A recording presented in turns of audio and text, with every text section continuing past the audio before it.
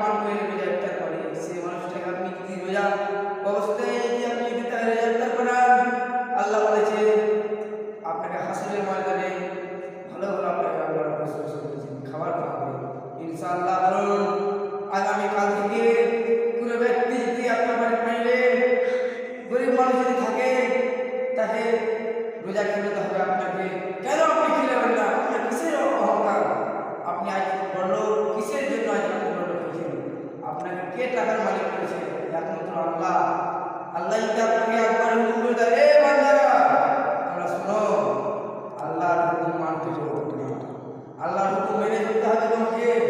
কেন কি আল্লাহর হুকুম মানবে না? আল্লাহ তোমাকে মাল দিয়েছে, যাকাত দিতে বলেছে, আল্লাহ নামাজ রোজা করতে বলেছে, তুমি সব দান করতে হবে তোমাকে। কেন তুমি করবে না?